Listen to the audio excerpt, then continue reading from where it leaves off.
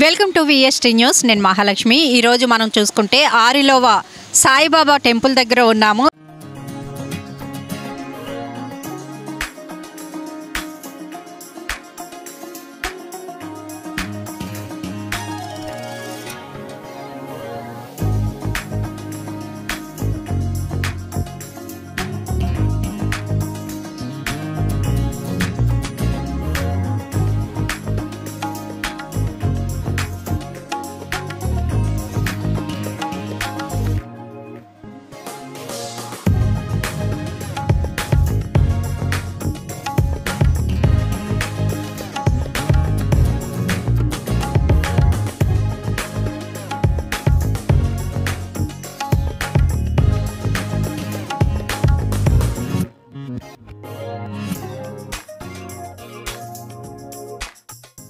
గుడి గురించి, అసలు ఈ గుడి నిర్మాణం గురించి మనతో వివరించడానికి ఇక్కడ కొంతమంది పెద్దలు ఉన్నారు. వారిని అడిగి అసలు గుడి నిర్మాణం ఇక్కడే ఎందుకు చేశారో అడిగి తెలుసుకుందాం రండి.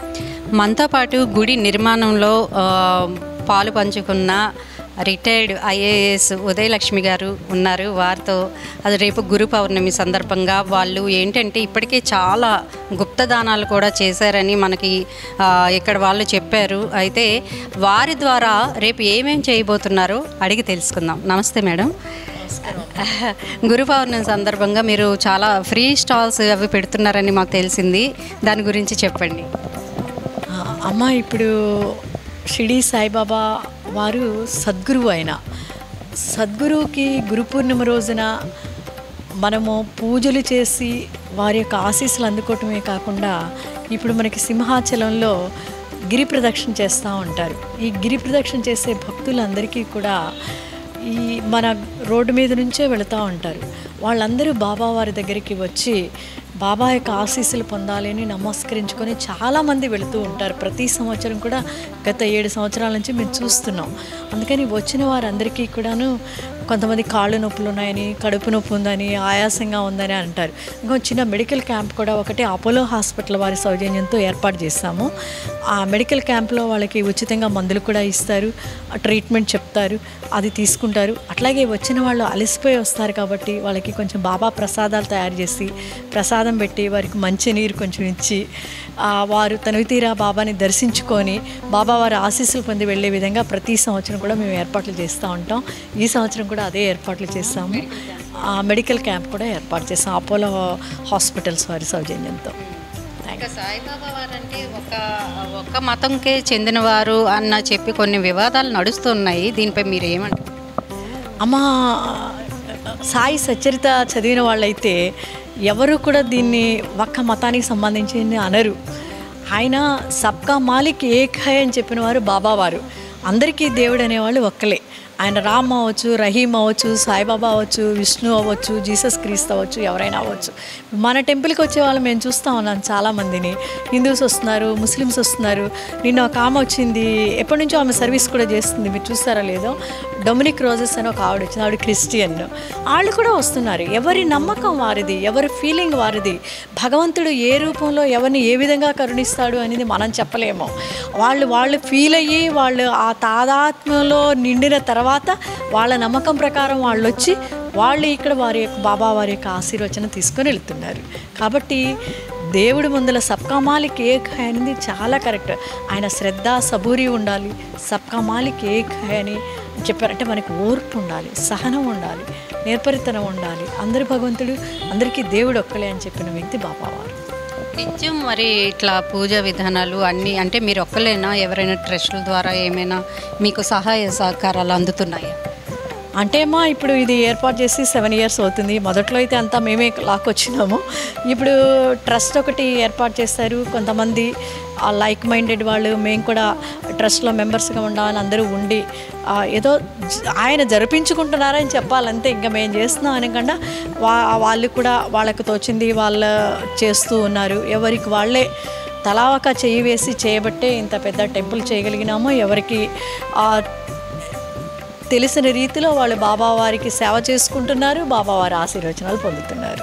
అది ఓకే, థ్యాంక్ యూ మ్యామ్, చాలా మంచి విషయాలు చెప్పారు. మనతో పాటు ఈ గుడి నిర్మాణం, అసలు ఈ గుడి వెనుక ఎవరున్నారు వాటిని వివరించడానికి జయశీలరావు గారు ఉన్నారు. వారిని అడిగి తెలుసుకుందాం. సార్ నమస్తే అండి. అసలు ఈ గుడి నిర్మాణం మొత్తం మీకు తెలుసు కాబట్టి దీని గురించి వివరించండి. మా ఈ గుడి నిర్మాణానికి ముందు ఒక 2-3 మాటలు చెప్పాలమ్మా. ఈ గుడి నిర్మాణం చేసినటువంటి ఇద్దరు వ్యక్తులు ఉదయలక్ష్మి గారు, రమణ కుమార్ గారు. వీరు నాకు 1998 నుంచి తెలుసు. ఒకరు ఐఏఎస్ ఆఫీసరు, ఇంకొకరు ఐపీఎస్ ఆఫీసరు. ఈ ఉద్యోగ ధర్మాన్ని కూడా వీరు అప్పుడు సేవాభావంతో చేసేవాళ్ళు. ఒక సర్వీస్గా ఉండేది వాళ్ళు చేసేది. ఎక్కడ అధికార దర్పాన్ని ప్రదర్శించినటువంటి సంఘటనలు లేవు. ఎందుకంటే 26 సంవత్సరాల నుంచి నాకు వారితో సంబంధం ఉన్నది. ఈ గుడి నిర్మాణం కానీ చూసుకున్నట్లయితే దీనికి ముందు వారు కాజాలో నారాయణ తీర్థుల వారి జన్మస్థలంలో కృష్ణ మందిరాన్ని ఒకదాన్ని నిర్మించారు. కృష్ణ మందిరాన్ని నిర్మించిన తరువాత అంతకుముందే 2010 ప్రాంతంలో అనుకుంటాను, ఇక్కడ వారు ఇల్లు కట్టుకోవడానికని కొంత స్థలాన్ని కొనుక్కున్నారు. అయితే తర్వాత ఏమైందంటే 10 ప్రాంతంలో రమణ కుమార్ గారికి స్వప్నంలో బాబావారి దర్శనం ఇచ్చి, ఇల్లు కాదు నువ్వు ఇక్కడ నా మందిరాన్ని నువ్వు ఏర్పాటు చేయాలి అని దాదాపుగా ఆజ్ఞాపించడం జరిగిందనమాట. ఈ పని చెయ్యి అని. భార్యాభర్తలు ఇద్దరూ మాట్లాడుకున్నారు, ఏం చేద్దాం దీనిని. మాట్లాడుకున్న తర్వాత అయ్యో బాబావారే స్వయంగా ఇక్కడ వచ్చి కూర్చుంటానన్నప్పుడు అంతకంటే మహద్భాగ్యం ఏముందని వారిద్దరూ నిర్ణయం తీసుకుని ఈ గుడి నిర్మాణానికి పూనుకోవటం జరిగింది. అంత ఉన్నతమైన పదవుల్లో చేసిన వ్యక్తుల జీవితాన్ని ఒక్కసారి మనం చూసుకున్నట్లయితే నాకు ఒక విషయం గుర్తొస్తుంది. మధ్వాచార్యులు వారు భగవద్గీత గురించి ప్రస్తుతిస్తూ అంటారు, ఇది నేను కదయ్యా చెప్తూ ఉన్నది, నహంకర్త హరిహి కర్తాహ అంటారు ఆయన. నేను కర్తను కాదు, హరియే కర్త. అసలు మేము చేయటం లేదు, ఇది స్వామి మాతో చేయించుకుంటున్నాడు ఈ కార్యక్రమాన్ని అన్న భావనతో దీన్ని ప్రారంభించడం జరిగింది. ప్రారంభించినప్పుడు కూడా చాలా విశేషమైనటువంటి సంఘటనలు అన్నమాట. ఒక మిరకిల్స్ అని చెప్పొచ్చు అనమాట. బాబావారి విగ్రహాన్ని తీసుకురావడం, ఇక్కడ శంకుస్థాపన చేయడం ఏమిటి, బాబావారిని షిరిడీ వెళ్ళి తీసుకురావడం, బాంబే నుంచి తీసుకురావడం ఏమిటి, ఆ తీసుకురావడం వెనక ఉన్నటువంటి కథని కానీ చెబితే గంటల తరబడి చెప్పుకోవచ్చు. అలాంటి ఒక నిస్వార్థంగా ఈ కార్యక్రమాన్ని వారు చేపట్టారు. నేను అనుకుంటాను, అప్పుడప్పుడు అంటుంటాను మా మిత్రులతో, రిటైర్ అయిపోయిన తర్వాత పెద్ద పెద్ద ఆఫీసర్సు ఆలోచనలో పడుతూ ఉంటారు, ఏం చేయాలి అని. వీరు రిటైర్ కాకముందే స్వామి అడిగాడట, మీకు నిధి కావాలా, నా సన్నిధి కావాలా, డబ్బులు కావాలా, నీకు కావాల్సింది ఇస్తా అనుభవించండి, నా సన్నిధి కావాలా, మీకు డబ్బులు ఉండవు. మాకు నిధి వద్దు స్వామి, నిధులు అధికారాలు అన్నీ అనుభవించాం, రిటైర్ అయిన తర్వాత మీ సన్నిధిలో మేము ఉండే అవకాశం ఇవ్వు అని వారు ప్రార్థించుకున్న మేరకు బహుశా సాయి ఇక్కడ ప్రత్యక్షమై వాళ్ళ చేత నిరంతరం సేవలు అందుకుంటూ ఉన్నారు. అయితే ఇక్కడ ఈ టెంపుల్ నిర్వహణ ఈ విషయాలను కానీ పరికించినట్లయితే వాళ్ళు అసలు ఎప్పుడు మేము చేస్తున్నామన్నటువంటి భావన రావట్లా. ఇక్కడ అనేక మందిని, నాలాంటి వాళ్లను, చాలామంది పెద్దవాళ్లను ఇన్వాల్వ్ చేసి బాబా సేవ అన్నది 10 మందికి బాబాను సేవించుకునే అవకాశాన్ని ఇచ్చేటువంటి ఏర్పాట్లు చేయడం జరుగుతున్నది. ఇది నాకు తెలిసినంత వరకు ఈ ఉత్తరాంధ్రలోనే ఉన్నటువంటి చాలా ఒక మాన్యుమెంటల్ టెంపుల్గానే నేను ఫీల్ అవుతున్నాను. మీరు పూర్తిగా టెంపుల్ చూసారా లేదో, 5 అంతస్తులు, చాలా అద్భుతమైనటువంటి కన్స్ట్రక్షను. రెండవది ఇక్కడ బాబా కొలువుదీరి ఉన్న తీరు నేను ఎప్పుడూ ఫీల్ అవుతుంటాను. షిరిడీలో బాబాకు ఈయనకు పెద్ద తేడా కనిపించట్లేదు మాకు. అదే విగ్రహం, అదే రూపం, అదే చూపు. అలాగే సంఘటనలు కూడా చాలా మిరకిల్స్ జరుగుతున్నాయి ఇక్కడ. మేమన్నీ వాటిని అనుభూతి చెందుతూ ఉన్నాం, ఇక్కడ ప్రత్యక్షంగా అనుభూతి చెందుతున్నాం. నేను రావడమే అది నిదర్శనం. మామూలుగా అయితే నేను వైరల్ ఫీవర్లో ఉన్నాను, ఇవాళే లేచా. నేనేమనుకున్నానంటే ఈసారి బాబా సేవకు అవకాశం ఇవ్వలేదు ఆయన, మరి రేపు గురు పూజోత్సవం, గురు పూర్ణిమ జరపాలి అని నేను పడుకున్నాను అనమాట. ఆయన ఫోన్ చేయించారు మా అమ్మవారితో, ఉదయలక్ష్మి గారితో ఫోన్ చేయించి వాటి రమ్మను, పడుకున్నాడు ఇక్కడికి రమ్మనమని పిలిపించారు. ఇదే నేను ప్రత్యక్షంగా ఫీల్ అవుతుందన్నమాట. నేను లేచి ఇక్కడికి వెళ్ళాలని అంటే ఇంట్లో కూడా అన్నారు, అదేంటి మీరు బయటికి వెళ్ళట్లేదు కదా, 4 రోజుల నుంచి బాబా పిలిచాడే వెళ్ళి వస్తాను అని చెప్పి బయలుదేరి వచ్చాను. ఇలాగా ఈ డూ మిరకిల్స్ హియర్. అందువలన మాకు ఈ ఉత్తరాంధ్రలో ఉన్నటువంటి షాయి టెంపుల్స్లో ఇది యునిక్ టెంపుల్గా మేమందరం ఫీల్ అవుతూ ఉన్నాము. మరి వాళ్ళు భార్యాభర్తలు ఇద్దరు ఈ చాలా బృహత్తరమైనటువంటి కార్యక్రమాన్ని చేపట్టి భగవంతుడు మా చేత చేయిస్తున్నాడు అన్నటువంటి భావనతో ఈ భక్తి తత్వాన్ని ప్రాపగేట్ చేయడం అన్నది చాలా గొప్ప విశేషం అమ్మ. ఎందుకంటే మీకు తెలుసు, మీకు అందరికీ మనం అజ్ఞానంలో ఉన్నాం. ఈ అజ్ఞానాన్ని వీడాలి అని అంటే, జ్ఞానం వైపు ప్రయాణం చేయాలంటే సద్గురువు కృప కావాలి. వాళ్ళ మార్గంలోనే మనం జ్ఞానాన్ని పొందగలం, వారి పాదసేవలోనే మనం జ్ఞానాన్ని పొందగలం, కానీ మరొక రకంగా కాదు. అలాగా అజ్ఞానం నుంచి జ్ఞానం వైపు ప్రయాణం చేసేటువంటి మానవ జాతికి చక్కటి జ్ఞానబోధ చేసి జ్ఞాన మార్గం వైపు నడిపించి మరి వీళ్ళనందరినీ తీర్చిదిద్దేటువంటి బృహత్తర కార్యక్రమాన్ని దంపతులు చేపట్టినందుకు మేమందరం సంతోషిస్తూ ఉన్నాము. సంక్షిప్తంగా ఇది ఈ టెంపుల్ తాలూకు విశేషం. మరి చెప్పుకుంటూ పోతే విశ్లేషించుకుంటూ చాలా విషయాలు ఉన్నాయి. ఈ గురు పూజోత్సవం జరుపుకోబోయే ముందుగా మీరు వచ్చి ఇక్కడ మా బాబా గురించి చక్కటి విషయాలు మా అందరితో చెప్పిస్తున్నందుకు మీ అందరికీ నేను ధన్యవాదాలు తెలియజేస్తాను. అంటే ఇక్కడ ఇంకొక సంగతి సార్, అంటే సాయిబాబా గుడి అనగానే మొత్తం బాబావారివే ఉంటాయి, కానీ ఎంట్రన్స్లోనే గరుత్మంతుడి మీద సాయిబాబాను పెట్టడానికి రీజన్ ఏంటి? గరుత్మంతుడి మీద సాయిబాబా విష్ణు రూపం. ఇక్కడ మీకు ఏమిటంటే, మాకు ఇంకొక గొప్ప విశేషం ఏమిటంటే, వైష్ణవ భక్తులు వేరు. గరుత్మంతుడు మరి మహావిష్ణువు తాలూకు వాహనం గరుత్మంతుడు. మరి బాబా కూడా ఏమిటంటే అన్ని మతాలను సమాదరించండి. ఇప్పుడు విష్ణు భక్తులు కాబట్టి వైష్ణవం వెళ్ళి విరిసేలాగా అక్కడ గరుత్మంతుణ్ణి ముందు అక్కడ తీర్చిదిద్దడం జరిగింది. ఎందుకంటే ఒక్కోసారి ఆయన శైవుడుగా అవతారం ఎత్తారు, ఒక్కోసారి వైష్ణవుడుగా అవతారం ఎత్తారు. వైష్ణవంలో నుంచి వైష్ణవ భక్తుల్ని ఇక్కడికి తీసుకొచ్చి ఇక్కడ తాను కూర్చుని ఆ వైష్ణవాన్ని అందరికీ చూపించే విధంగా. ఇంకోటంటే పాలన. విష్ణుమూర్తి ఎప్పుడు పాలకుడు, ఆయన స్థితికారకుడు. ఆ పాలన ఇక్కడ నుండి పరిపాలిస్తున్నాను. ఏమిటి ఆయన చేసే పరిపాలన అని అంటే, ఈ ముందు హాస్పిటల్స్ ఉన్నాయమ్మా, ఇక్కడకు వచ్చిన రోగులు ఎవరు అనారోగ్యంతో వెళ్ళడానికి వీల్లేదు, వీళ్ళందరి రక్షణ నేను తీసుకుంటున్నాను అని చెప్పడానికి ప్రతీకగా బాబావారు అక్కడ కూర్చున్నారు. ఏ రూపంలో కూర్చున్నారు? విష్ణువు యొక్క వాహనం మీద బాబావారు కూర్చున్నారు అన్నమాట. అంటే పాలకుడిగా కూర్చున్నారు. ఇక్కడ లోపలేమో భక్తుల తాలూకు సేవలు అందుకుంటున్నారు, అక్కడ పరిపాలన చేస్తున్నారు. పోయే వాళ్ళని జాగ్రత్తగా ఆరోగ్యాలని పరిరక్షించి వాళ్ళని ఇళ్లకు పంపడానికి ఆయన చేస్తూ ఉన్నారు. వాటి ఉదాహరణలు కూడా మాకు చాలా ఉన్నాయి. హాస్పిటల్స్కి వచ్చి జబ్బులు నయం చేసుకుని ఇక్కడికి వచ్చి బాబావారికి దర్శనం చేసుకుని వెళ్ళిన వాళ్ళు కూడా చాలామంది ఉన్నారు. అది ఒక ప్రతీకగా దాన్ని ఏర్పాటు చేసుకోవడం జరిగిందమ్మా. అంటే ఇక్కడ సాయిబాబా వారి విగ్రహాన్ని పెట్టడం మామూలే, ఏ గుడిలో చూసినా. ద్వారకామాయను కూడా నెలకొల్పడానికి కారణం ఏంటి?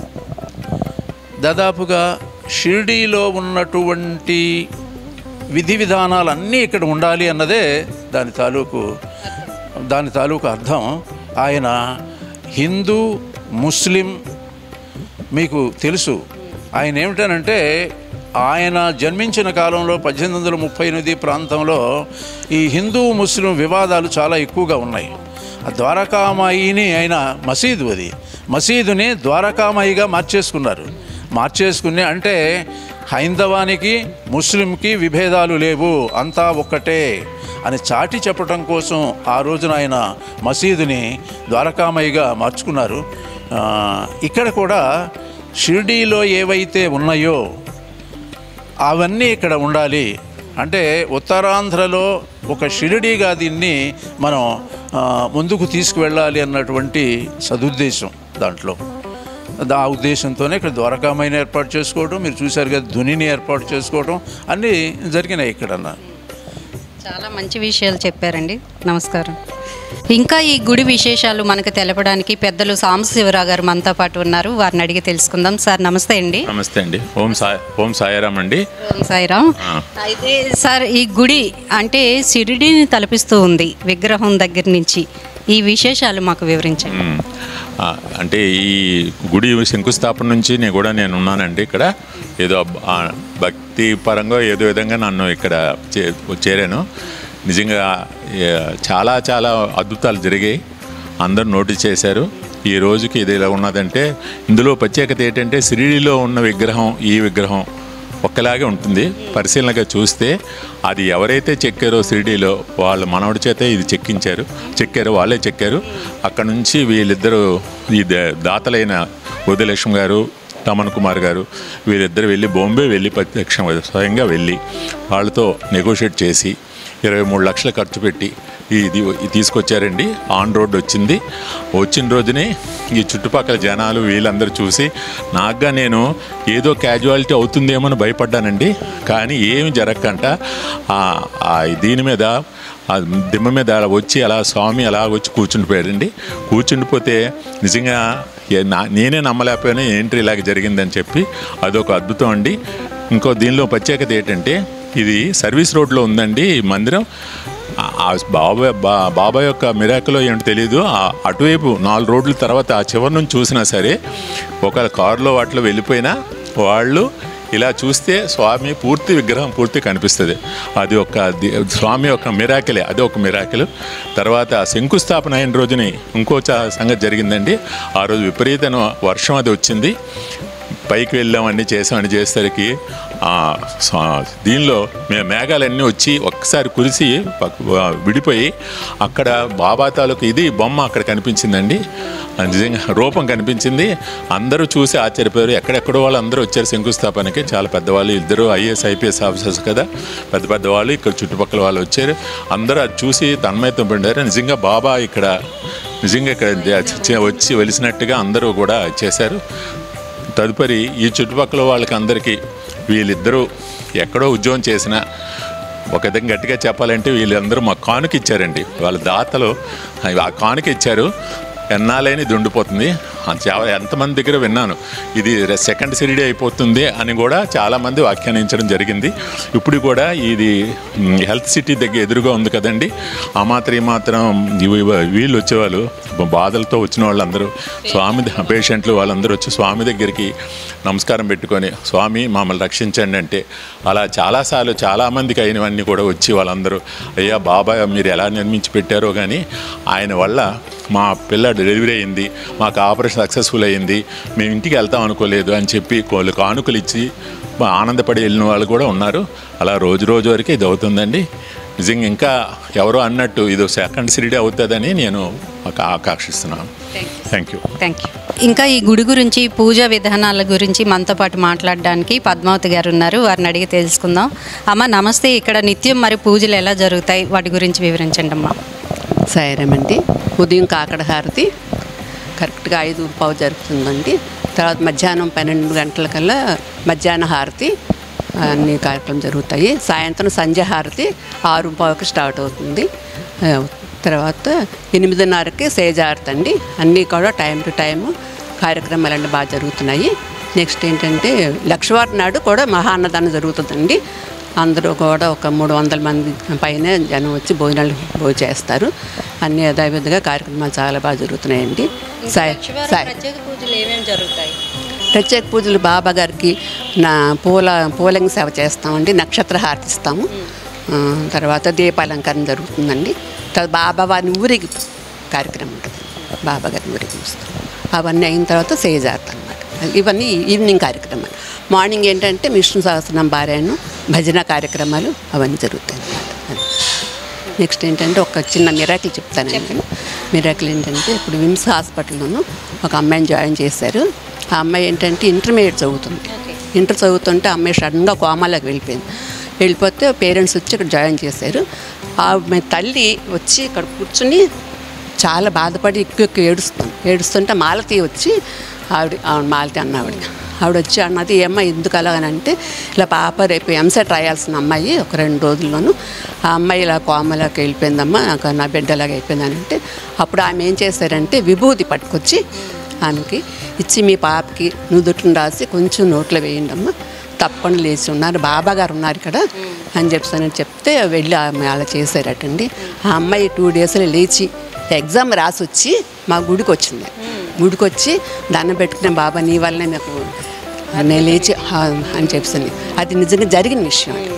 చాలామంది అనుకుంటారు బాబా గారు కేవలం పాలరాతి విగ్రహం అనుకుంటారు, కానీ కాదండి.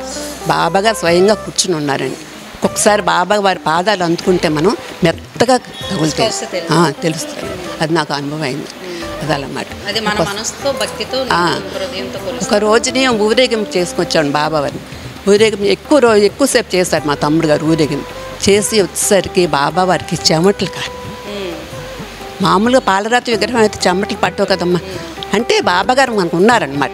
బాబాగారు ఉంటే మనల్ని అందరినీ కూడా కాపాడి రక్షిస్తున్నారు. అంచేతను ఇవన్నీ కూడా అందరికీ కూడా చాలా మిరాకిల్స్ జరుగుతాయి. చాలా మంచిదమ్మా, మంచి విషయాలు చెప్పారు. Thank you. ఇప్పుడు మనం చూసుకున్నట్టయితే వీళ్ళంతా నిత్యం బాబా గారికి సేవ చేసేందుకు వీరు నియమింపబడ్డారు. వీరంతా నిత్యం బాబా సేవలో తరిస్తూ ఉంటారనమాట. వీరి పేరు నిర్మల గారు. మరి బాబా గారికి వీరు చేసేటువంటి సేవల గురించి వారు వివరిస్తారు. నమస్తే అండి. ఇప్పుడు బాబా గారికి మీరు ఎలాంటి సేవలు చేస్తూ ఉంటారు? మేము నిత్యం ఇప్పుడే కాదు, 2010లో స్వామిని ఇక్కడ వచ్చారు అన్నప్పటి నుండి ఇక్కడ ఈ ఏరియాలో మేమందరం ఉంటున్నాము. మేమందరం కలిసి వచ్చి మేడం వాళ్ళు బిజీ కనుక సో మాకు అప్పచెప్పి వెళ్ళారు. మేము నిత్యం కూడా బాబావారిని ఉదయాన్నే అంటే అప్పుడు కేవలం ఫోటో మాత్రమే ఉండేదన్నమాట. ఆ ఫోటోకి అలంకరణ చేసి శుభ్రంగా ఏరియా అంతా క్లీన్ చేసి, చాలామంది ఉన్నారు వాళ్ళందరూ క్లీన్ చేసి ముగ్గులతో పెంచి రోజు కూడా 4 హారతులు కూడా చేసేవాళ్ళం. ఎప్పుడైతే బాబాని ఇక్కడ ఉన్నారు అన్నప్పటి నుండి మేము ఆ అవకాశాన్ని మాకు బాబా గారు ఇచ్చారన్నమాట. ఈ ఏరియా నుండి వచ్చి ప్రతి ఒక్క చిన్న పిల్లల దగ్గర నుండి, మా పిల్లలు ఇంకా 4th, 3rd నుండి చదువుతున్నారు, వాళ్ళు కూడా వచ్చి చక్కగా స్వామివారి సేవలు ఇది చెయ్యలేము అది చేయలేము అన్నీ చేసేవారు అన్నమాట. చేసి అలానే 2000 స్వామిని ఎప్పుడైతే ఇక్కడ స్వామి ప్రత్యక్షం చేశారో అది మాకు ఇచ్చిన వరం వాళ్ళ అన్నమాట. ఇంత పెద్ద టెంపుల్ చేసి ఇంకా అప్పుడు నుండి మేము ఇలా సేవ చేసుకునే వచ్చినాము. సో మాకు వచ్చే ప్రతి ఒక్కరికి ఒక మిరాకిల్ అంటే స్వామి ఉన్నారు అన్న మిరాకిల్తో నాకు ఒకటైతే మా హస్బెండ్ 2017లోని హార్ట్ ప్రాబ్లం అయిందన్నమాట. సో లక్షవారం ఆ రోజు గురువారం వెళ్తున్నప్పుడు స్వామి ఏంటి ఎప్పుడు నీ సేవలో ఉంటాము, నీ అలంకరణ నీ సేవలో ఉంటాము, ఇలా అయింది ఇంత బాధ అనిపిస్తుంది, నాకు ఏంటి ప్రాబ్లం అంటే అక్కడ అపోలోకి తీసుకువెళ్ళగానే అక్కడ అతనికి స్టంట్స్ వేయాలి అన్నారు. సో వేసాము. అప్పుడు నా దగ్గర నిజంగా చెప్పాలంటే డబ్బులు లేవు. అతను డాక్టర్స్ జాయిన్ చేయమన్నారు, చేశారు. బాబా మీరే ఉన్నారు అని అన్నాం. కనీసం కన్సల్టింగ్ ఫీజు కూడా నేను కట్టలేదు. అదొక మిరాకిల్ అనమాట. 1000 రూపీస్ వెళ్ళగానే కడతారు. సో మాకు తెలిసిన వాళ్ళు ఉండగానే మీరు ఏమి చేయొద్దు, ఆరోగ్యశ్రీ ఉంది కదా పెడదాం. కన్సల్టింగ్ ఫీజు నుండి 5 lakhs అలా అయింది మా ఆయనగారికి. ముందు మళ్ళీ లక్షవారం బాబాని దండం పెట్టుకొని వెళ్ళాము. మరుసటి గురువారం వచ్చినప్పుడు 3 o'clockకి నేను బాబాని దండం పెట్టుకొని ఇంటికి వచ్చాను. నేను ₹1 ఖర్చు పెట్టలేదు. ఇది కేవలం బాబా మిరాకిలే. అదే కదా, మేము ప్రతి లక్షవారం ఇక్కడికి వచ్చినప్పుడు చాలామంది ఇక్కడ వాళ్ళ బాధపడుతూ వస్తుంటే ఇలా చేయండి అలా చేయండి, ఆ పూజ చేసుకొని స్వామి దండం పెట్టుకొని వెళ్ళాలని విభూతి ఇచ్చి చేస్తే వాళ్ళు మళ్ళా కనీసం ఒక 10 days కూడా అవ్వకుండా వచ్చి బాబా వల్ల ఇలా మాకు ఇలా జరిగిందని చెప్పేవాళ్ళు చాలామంది. మీరు చెప్తుంటే నాకు చాలా బాధ అంటే ఏడుపు వస్తుంది అనమాట. అంత లాంటి వాళ్ళు చాలామంది ఉన్నారు. సో అందుకే బాబా మేము అందరం కాదు, మాతో పాటు 35 మంది ఉన్నారు సర్వీస్ చేసేవాళ్ళు. ఒకరి కాపిన వాళ్ళు ప్రతి బుధవారం లక్షవారం వచ్చి స్వామి సర్వీస్ చేసుకొని ఈ యానివర్సరీ అనగానే పౌర్ణిమన మేము సర్వీస్ చేస్తూ ఉంటాం. ఈ యొక్క అవకాశాన్ని మాకు ఐజీ సారు మేడం గారు ఇచ్చినందుకు, ఉదయలక్ష్మి మేడం నిజంగా మేము ధన్యులం అండి. బాబా తరపున వాళ్ళందరికీ మేము చాలా థ్యాంక్స్ చెప్పుకుంటున్నాం అనమాట. Thank you. సాయిబాబా గారి విగ్రహం ఉంది, 1st floorలో ఉంది. ఇది కింద భాగంలో ఉందన్నమాట. ఇది ద్వారకామాయి తలపించేలా ద్వారకామాయి ఇది అదే సేమ్ డిజైన్తో చేశారు. ఇక్కడ చూసుకుంటే బాబా గారి విగ్రహం, ఆయన పాదాలు, నిత్యం దీపం కూడా ఇక్కడ వెలుగుతూనే ఉంటుంది. ఇక చూసుకుంటే ఇక్కడ షిర్డీ సాయి బ్రహ్మోత్సవాలు కూడా చేస్తారండి. అది ఎప్పుడు అంటే జూలై నెల 2, 3, 4వ తారీఖుల్లో సంవత్సరం చేస్తూ ఉంటారు స్వామివారి బ్రహ్మోత్సవాలు. ఈ సందర్భంగా ఈ ద్వారకామాయి ఎలా ఉందో చూసుకుందాము. ఇక్కడికి వచ్చేస్తే అక్కడ ద్వారకామాయిలో ఆయన తిప్పిన తిరగలి ఇవన్నీ ఉంటాయి. సేమ్ అవే ఇదిగా తలపించాలని చెప్పి వీళ్ళు కూడా తిరగల్ని పెట్టారు. బాబా గారు తిరగలతో ఎక్కువగా విసురుతూ ఒక జబ్బుళ్ళు కూడా ఆయన ఇట్లా విసిరిన వాటితో ముగ్గులాగా వేసి పారద్రోలిన సంఘటనలు మనకి చూస్తూ ఉంటాము సినిమాల్లో కానీ ఎవరైనా కథల్లో చెప్పినా కానీ వింటూ ఉంటాము. ఇక్కడ చూసుకున్నట్టయితే మనకి గంట కూడా చూసుకోవచ్చు. ఇట్లాంటి గంటలు పెద్ద పెద్ద గుడుల్లో ఉంటాయి. ఇక్కడ దీని మీద ఓం సాయిరామ్ అని కూడా రాశారు. గంధం బొట్లతో చక్కగా అలంకరించారు. ఇక పైన గోడకు చూసుకుంటే ఆయన చిత్రపటాలతో ఈ గోడ మీద మనం చూసుకోవచ్చు. ఈ ఫోటో విషయానికి వస్తే ఇది ఒరిజినల్ సాయిబాబా వారిదని చెప్పి మనం ఎక్కువగా చూసుకుంటూ ఉంటాం. ఇక్కడ రాశారు కూడా original photography of Shri Saibaba ఇయర్తో సహా ఇచ్చారు. 1914 ఇయర్ అని చెప్పి ఇది సాయిబాబా గారి ఒరిజినల్ ఫోటో అని చెప్పి చెప్తూ ఉంటారు. ఇక అట్లాగా ముందుకు వెళ్తూ ఉంటే ఇక్కడికి వచ్చేసి మనం చూసుకున్నట్టయితే ఇది బ్రహ్మోత్సవాలప్పుడు సాయిబాబా గారిని ఊరేగిస్తారని తెలుస్తుంది. ఇది పల్లకి మనం చూసుకున్నట్టయితే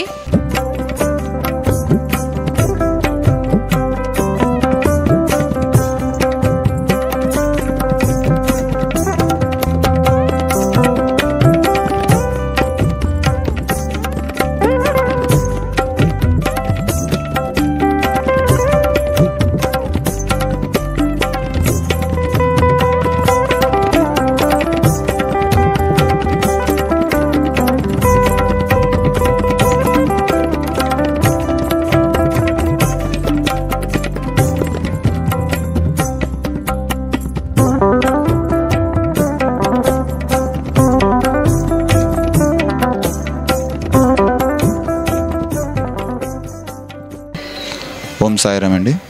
విశాఖ షిరిడి సాయి సంస్థానం ఇది బాబావారి యొక్క ఆదేశం ప్రకారంగా కట్టించడం జరిగింది. ఇది మనం ఉంటున్నది ఇప్పుడు ధ్యాన మందిరము. ఈ ధ్యాన మందిరంలో ఏంటంటే ప్రతి ఒక్కరూ ఏదో బాధతో వచ్చి బాబావారిని కళ్ళారా చూసి మనం ప్రశాంతంగా ధ్యానం చేసుకుంటారని ఈ ధ్యాన మందిరం కట్టడం జరిగింది. ప్రతి ఒక్కరికి ధ్యానం చేసుకునే అవకాశం, ప్రతి ఒక్కరికి భక్తులకి అవకాశం ఉంది కాబట్టి ప్రతి ఒక్క భక్తులు కూడా వచ్చి ధ్యానం చేసుకోవాల్సిందిగా మరీ కోరుతున్నాం. ఓం సాయిరామ్. చూశారు కదండి, ఇవి సాయిబాబా వారి ఉత్సవాలతో పాటు వారానికి ఒకసారి అన్నదానం. ఇంకా ఈ గుడి స్పెషల్ ఏంటంటే ద్వారకామాయి ఇవన్నీ కూడా మనం చూసుకున్నట్టయితే అచ్చంగా షిరిడీని తలపిస్తున్న పరిస్థితి అయితే ఉంది. ఇవాల్టి ఈ విశేషాలు వచ్చే మరొక అద్భుతమైన విశేషాలతో మేము ముందు ఉంటాం. Thank you.